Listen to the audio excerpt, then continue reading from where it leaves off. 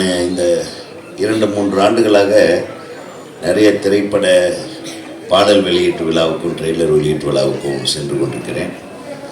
அதில் இப்படி ஒரு அரங்கு நிறைந்த ஒரு விழாவை நான் ரொம்ப நாள் கழிச்சு பார்க்குறேன். அப்புறம் 11 வருஷம் கேப்போ 15 வருஷம் கேப்போ, இந்த கேப்பை பற்றி எல்லாம் கவலை இல்லை. மக்கள் நாயகன் நடித்தால் அது கேப் இல்லாமல் சீட்டு ஃபில்லப் ஆகுன்றதுக்கு உதாரணம் இல்லை. எந்த தியேட்டராக இருந்தாலும் சரி. ராமராஜன் சார் வந்து ஒரு அற்புதமான கலைஞர்.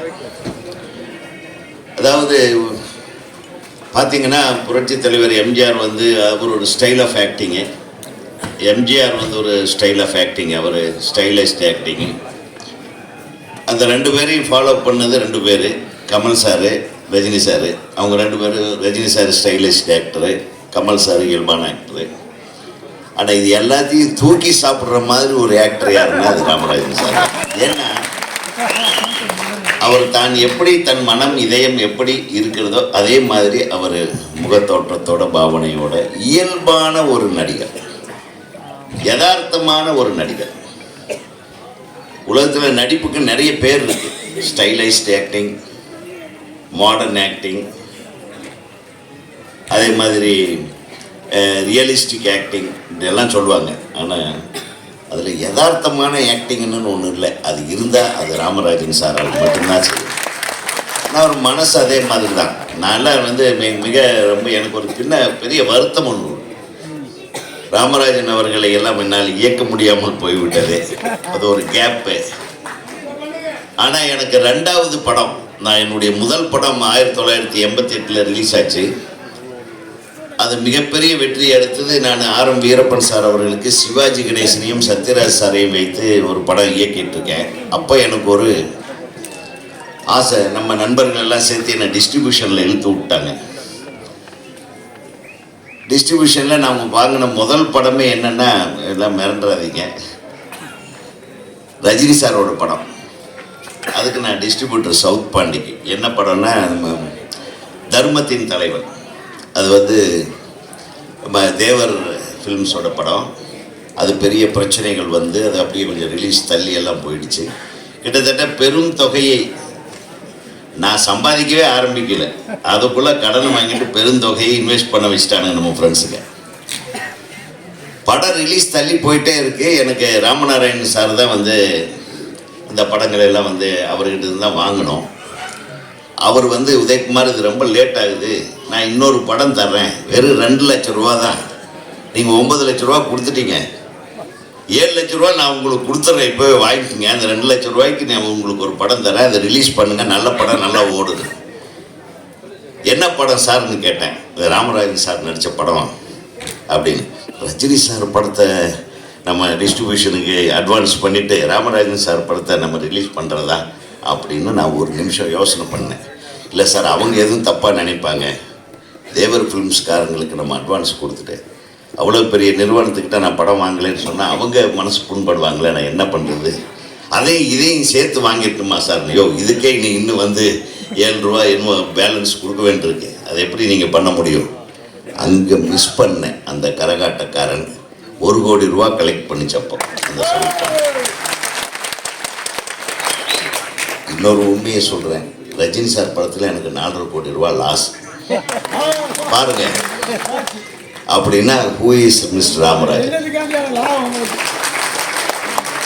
அதாவது இது வந்து தப்பா ரைட்டான்றது அல்ல. சினிமா சாமானியனையும் பெரிய ஆளாக்கிடும், பெரிய ஆளையும் சாமானியன் ஆக்கிடும். இப்போ 2மே அவர் தான். இப்போ இவர் சாமானியனா தெரியறாரு. இந்த படம் ரிலீஸ் ஆன உடனே எஜமான ஆயிடுவார்.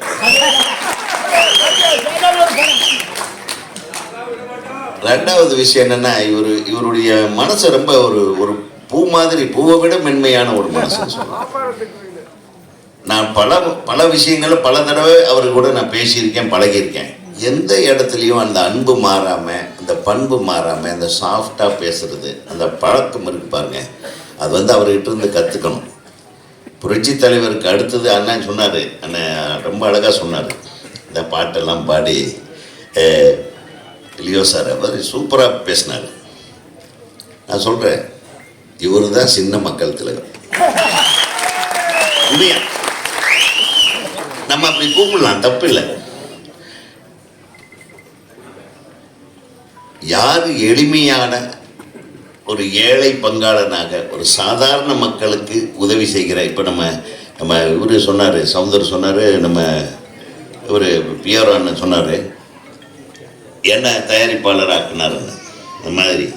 இந்த மாதிரி ஜெய்சங்கர் சார் சொல்லுவாங்க, திருமண பக்கமெல்லாம் ப்ரொடியூசர்களை உருவாக்கி கொடுத்துருவாரு. எவனோ ஒருத்தன் அவன் அட்வான்ஸ் 20,000 ரூபா கொடுத்தாலும் சரி, 10,000 ரூபா கொடுத்தாலும் சரி, ஆனால் தான் நேசிக்கிறவர்களெல்லாம் தயாரிப்பாளர்களாக மாற்ற முயற்சித்து அதில் வெற்றி கண்டவர் திரு ராமராஜ். அந்த விஷயத்தில் சார் நிறைய பேசுறதுக்கு நேரம் இல்லை. நம்ம இயக்குனரை பற்றி சொல்லணும். திரைப்பட கல்லூரி மாணவர் இங்கே ராகேஷ், இன்னத்தான்ப்பா சொல்றேன், உனக்கு இது மிகப்பெரிய வெற்றி படமாக அமைய தமிழ்நாடு திரைப்பட இயக்குநர்கள் சங்கத்தின் தலைவர் என்ற முறையிலும் எங்கள் சங்கத்தின் சார்பாகவும் நான் உங்களுக்கு வாழ்த்துகிறேன். ஏன்னா அவ்வளவு ஆசை, நான் இங்கே இந்த ஃபங்க்ஷனுக்கு வரணுன்ட்டு ஃபோன்லேயே பேசிகிட்டு இருப்பேன், நான் வந்துடுறேன், எப்படியாவது வந்துடுறேன் அப்படின்னு. அப்புறம் ராமராஜ் சார் கூப்பிட்டாரு, அண்ணா நீங்கள் கொடுங்க, நீங்கள் நாங்கள் நம்ம ஃபங்க்ஷன் அது, நம்ம வந்துடுறோம் அப்படின்னு. எல்லாரும் உங்களை பற்றி பேசினாங்க. அதாவது இந்த படத்தில் நடித்த நடிகர்கள் நடிகைகள் எல்லாருமே மிக அற்புதமான டைரக்டர்னு சொல்லி ரொம்ப சந்தோஷம். ஏன்னா எனக்கு பர்சனலாக ஒரு சந்தோஷம்னா எங்கள் இன்ஸ்டியூட் டைரக்டர்களை பற்றி புகழ்ந்தான் எனக்கு ரொம்ப ரொம்ப சந்தோஷமாக இருக்கும். ஏன்னா நம்ம குழந்தைகளை நம்ம பாராட்டு அண்ணனுக்கு எப்படி வந்து அண்ணனுடைய சன்னை இன்ட்ரடியூஸ் பண்ணது எவ்வளோ ஒரு மனசுக்கு ஒரு நெகிழ்வான விஷயம். அதே மாதிரி அந்த நிகழ்ச்சி எனக்கு ராகேஷ் அவர்களால் எனக்கு இந்த மேடையில் கிடைத்திருக்கிறது என்பது மிக மகிழ்ச்சியான விஷயம். அது மட்டும் இல்லை, ஹீரோயின் நல்ல தமிழில் பேசுனீங்க, பிரமாதமாக பேசுனீங்க. தம்பி லியோ அண்ணனோட சன்னு அவர் லியோ சிவா, நல்லா இருக்கீங்க தம்பி. நீங்கள் நிச்சயமாக பெரிய நடிகராக வரணும், வாழ்த்துறேன். ஏன்னா அன்பும் அரணும் உடைத்தாயின் அந்த அந்த பண்பெல்லாம் உங்ககிட்ட இருக்குது, அப்பா கிட்ட இருக்கிற அத்தனை பண்பும். ஆனால் வந்து என்னுடைய சின்ன கவுண்டர் படத்தை பற்றி பெருமையாக பேசிட்டாரு. ஆனால் அங்கங்கே போட்டு வம்பிழுப்பார் என்ன மேடையில், அந்த பம்பரம் விட்டதை வச்சு எனக்கு வச்சு செய்வார். நான் அதையும் பார்த்தேன், நான் கேட்டிருக்கேன், அது என்னென்ன அந்த பம்பரம்னா தெரியாதனமாக விட்டேன். அது விட்டதுனால தாங்க நம்ம இங்கே மேடையில் பேச முடியுது. இல்லைன்னா விடாமல் இருந்த மேடை இந்த மாதிரி ஒருத்தர் கொடுத்து வாங்கிக்கிறோம். ஏன்னா ஈவன் டேக். அதனால் நீங்கள் சினிமாவில் இல்லைன்னாலும் சினிமாக்காரங்களை விட அதிக சினிமாவை வந்து நீங்கள் வந்து வாழ்த்துறீங்க. சினிமாவை வந்து சினிமா பாடல்களை நீங்கள் எவ்வளவு அழகாக பாடி இந்த ஒவ்வொரு கருத்துக்களையும் மக்களிடம் கொண்டு போய் சேர்க்கும் போது இந்த திரைத்துறையே உங்களுக்கு கடமைப்பட்டிருக்கிறது என்பதை நான் இங்கே சொல்லிக்கொள்ள. ஆக இந்த படத்தில் நடித்தவர்கள்லாம் நம்ம அவங்க பேசினாங்க, நம்ம சுப்பிரமணியம் பேசினார். அனைவருக்கும் நான் இன்னும் இந்த திரைப்படத்தில் இயக்குனருக்கு உதவிகரமாக இருந்து செயல்பட்ட அனைத்து உதவி இணை துணை இயக்குனர்களுக்கும் எனது மனமார்ந்த வாழ்த்துக்கள். இந்த திரைப்படத்தில் பங்கேற்ற அனைத்து தொழில்நுட்ப கலைஞர்களுக்கும், இவர்களுக்கு எல்லாத்துக்கும் மீறி இது ஒரு அற்புதமான திரைப்படமாக எல்லாரும் பாராட்டும் விதமாக ஒரு நல்ல விழாவை எடுக்கக்கூடிய எல்லார் முகத்திலையும் சந்தோஷமான ஒரு ஃபங்க்ஷன் இருந்தாங்க. நானும் பல ஃபங்க்ஷன் எல்லாருமே சந்தோஷமா கடைசி வரையிலும் இருக்கீங்களே, அதே ஒரு மிகப்பெரிய வெற்றியினுடைய அடையாளம் நினைக்கிறேன். ஸோ இந்த சந்தோஷத்துக்கெல்லாம் முக்கிய காரணமான ஒரு ஆள் இருக்கிறார், அவர் தான் மதி அழகன். அவர் பாருங்க, நிச்சயமாக இது உங்களுக்கு வெற்றி படம் மட்டுமல்ல, இந்த படத்தை தொடர்ந்து நிறைய தப்பும் வரும்.